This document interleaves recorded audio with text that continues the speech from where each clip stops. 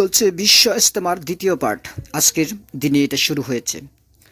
হঠাৎ করে বিকেলবেলা হচ্ছে যে তিতুমির কলেজের স্টুডেন্টদের আন্দোলনের কারণে রেল যোগাযোগ বন্ধ হয়ে যায় কমলাপুরের সাথে পুরো দেশের। যেহেতু বিশ্ব ইজতেমা হচ্ছে যে বাংলাদেশের একটা অন্যতম ধর্মীয় আয়োজন বা উৎসব বা অনুষ্ঠান, যাই বলি না কেন, এটা শুধু বাংলাদেশের জাতীয় বৃহৎ উৎসব বা বৃহৎ অনুষ্ঠান তাবলিগের সেটা না। এখানে বিভিন্ন দেশের মানুষজন হচ্ছে যে এই আয়োজনটাতে বা এই অনুষ্ঠানে যোগদান করে থাকে। অনেক বিদেশি আলেমগণ বয়ান করে থাকে, অনেক অতিথিও এখানে এসে থাকে। আর আমরা যতটুকু জানি যে তাবলিগ জামাত হচ্ছে নিরপেক্ষ, নিরাপদ, নীরব একটি ইসলামের একটা দল বা একটা কর্মসূচি পালন করে থাকে তারা এখানে টঙ্গীতে তুরাগ নদীর তীরে।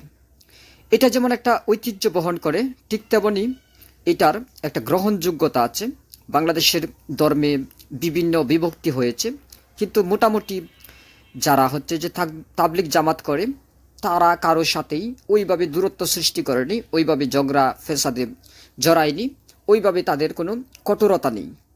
সুতরাং ধর্মপ্রাণ সাধারণ মুসল্লি যারা রয়েছে বিভিন্ন দেশের বিভিন্ন জায়গা থেকে, বিভিন্ন জেলা থেকে, বিভিন্ন প্রত্যন্ত অঞ্চল থেকে এই অনুষ্ঠানে বা এই ইজতেমায় যোগদান করতে বা সামিল হতে চলে আসেন। এই সময়টাতে তিতুমির কলেজের স্টুডেন্টরা তাদের একটা দাবি নিয়ে রাস্তায় নেমেছে। সেই দাবিটা কি, যে এই কলেজটাকে ভার্সিটি করে দিতে হবে, বিশ্ববিদ্যালয় করে দিতে হবে।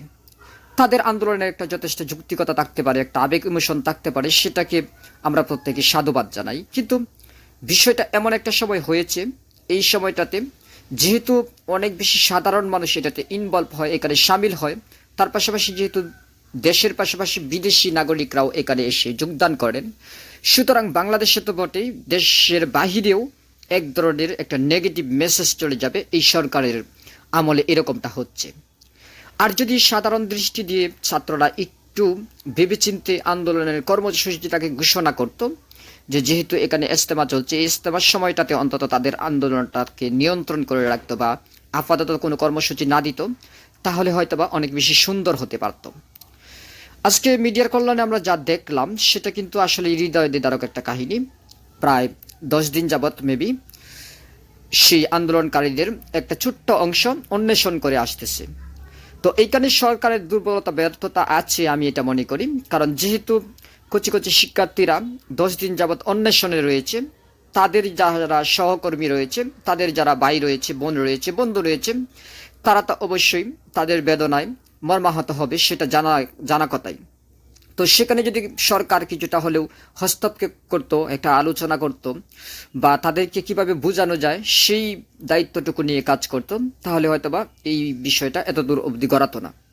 এখন যেটা হয়েছে সেটা হচ্ছে যে তারা হচ্ছে মহাকালী রেল ক্রসিংয়ে রেল লাইনের উপর এসে একজন অন্বেষণকারী শুয়ে পড়েছিল।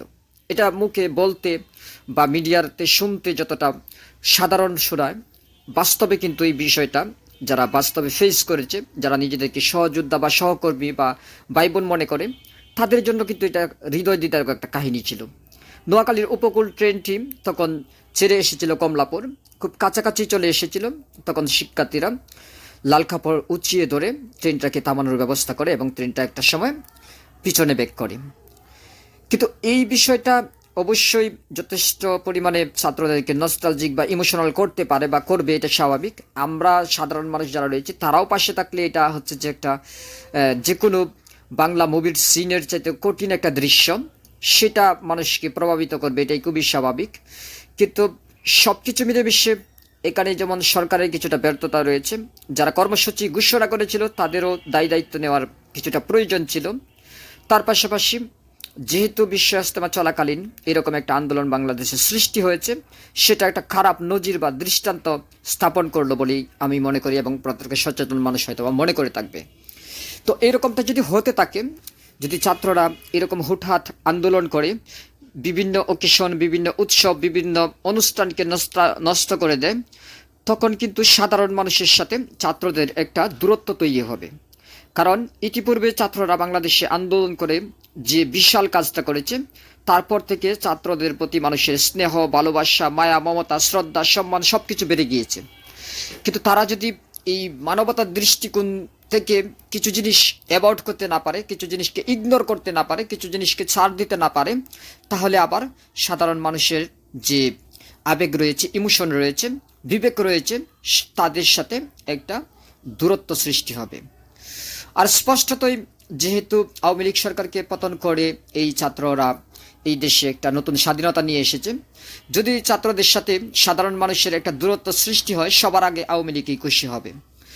সো সহনশীলতার দিক থেকে প্রত্যেকটা বাঙালি, শুধু ছাত্ররা না, সাধারণ মানুষ সহ এবং বর্তমান যে গভর্নমেন্ট রয়েছে, তারাও যদি প্রত্যেকটা পরিকল্পনার সাথে বিচক্ষণতার পরিচয় দেয়, একটু ধৈর্যশীলতার পরিচয় দেয়, একটু সহনশীলতার পরিচয় দেয়, একটু মানবতার পরিচয় দেয়, তাহলে হয়তোবা এত বেশি দুর্ভোগ সৃষ্টি হবে না, এত বেশি কষ্ট মানুষ পাবে না, এত বেশি লাঞ্ছিত মানুষ হবে না।